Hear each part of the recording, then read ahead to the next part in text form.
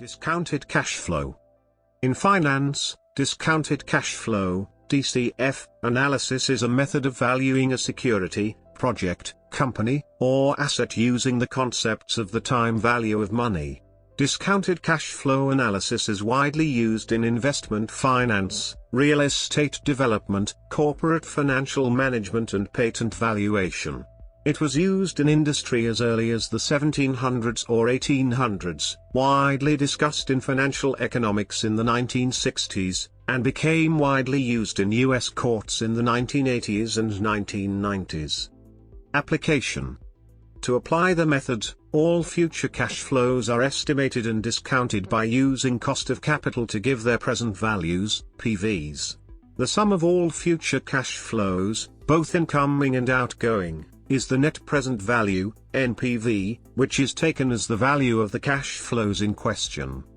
For further context see valuation overview, and for the mechanics see valuation using discounted cash flows, which includes modifications typical for startups, private equity and venture capital, corporate finance projects, and mergers and acquisitions. Using DCF analysis to compute the NPV takes as input cash flows and a discount rate and gives as output a present value. The opposite process takes cash flows and a price, present value, as inputs, and provides as output the discount rate. This is used in bond markets to obtain the yield.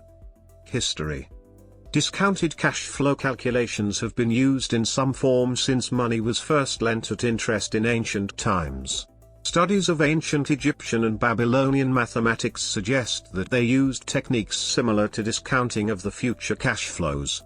This method of asset valuation differentiated between the accounting book value, which is based on the amount paid for the asset. Following the stock market crash of 1929, discounted cash flow analysis gained popularity as a valuation method for stocks.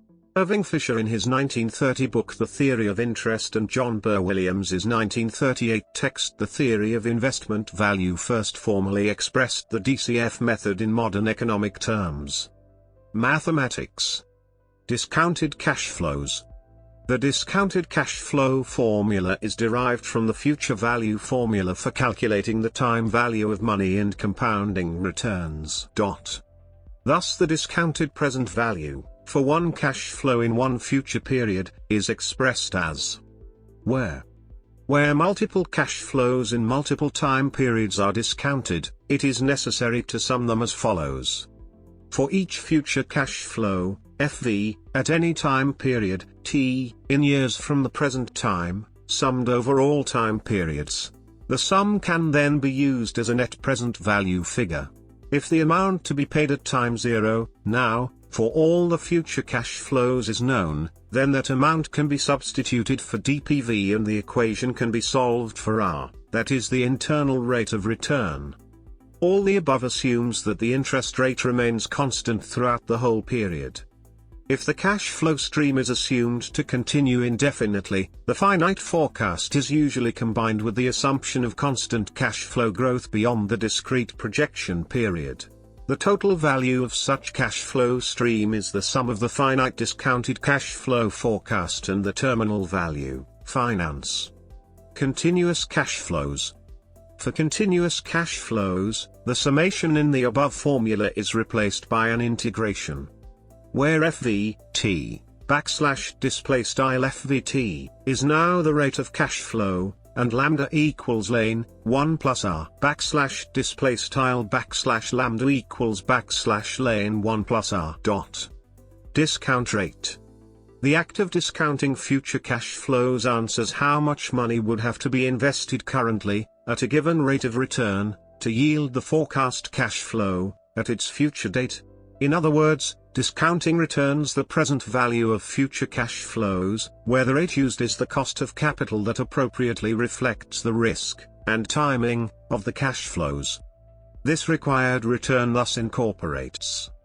For the latter, various models have been developed, where the premium is, typically, calculated as a function of the asset's performance with reference to some macroeconomic variable, for example, The CAPM compares the asset's historical returns to the overall markets. See capital asset pricing model #asset-specific required return and asset pricing #general equilibrium asset pricing.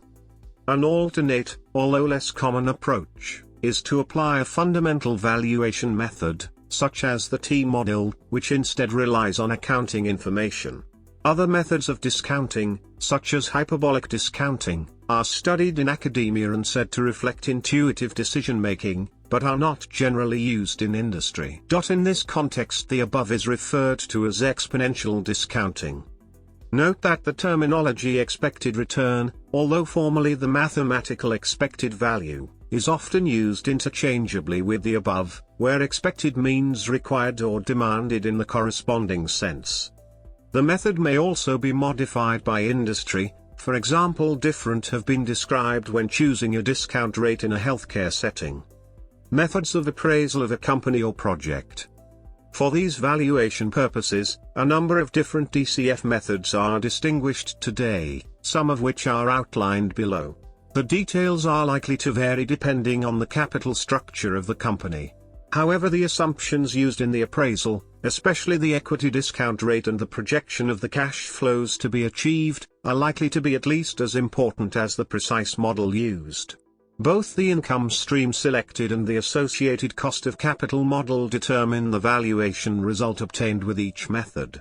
This is one reason these valuation methods are formally referred to as the discounted future economic income methods. The below is offered as a simple treatment for the components, steps of business modeling here. See the list for equity valuation under outline of finance #discounted cash flow valuation.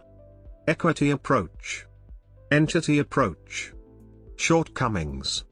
The following difficulties are identified with the application of DCF in valuation. Integrated future value. To address the lack of integration of the short and long-term importance, value and risks associated with natural and social capital into the traditional DCF calculation, companies are valuing their environmental, social and governance (ESG) performance through an integrated management approach to reporting that expands DCF or net present value to integrated future value, INTEFV. This allows companies to value their investments not just for their financial return but also the long-term environmental and social return of their investments. By highlighting environmental, social and governance performance in reporting, decision-makers have the opportunity to identify new areas for value creation that are not revealed through traditional financial reporting. As an example, the social cost of carbon is one value that can be incorporated into integrated future value calculations to encompass the damage to society from greenhouse gas emissions that result from an investment. This is an integrated approach to reporting that supports integrated bottom line (IBL) decision-making, which takes triple bottom line (TBL) a step further and combines financial, environmental and social performance reporting into one balance sheet. This approach provides decision-makers with the insight to identify opportunities for value creation that promote growth and change within an organization.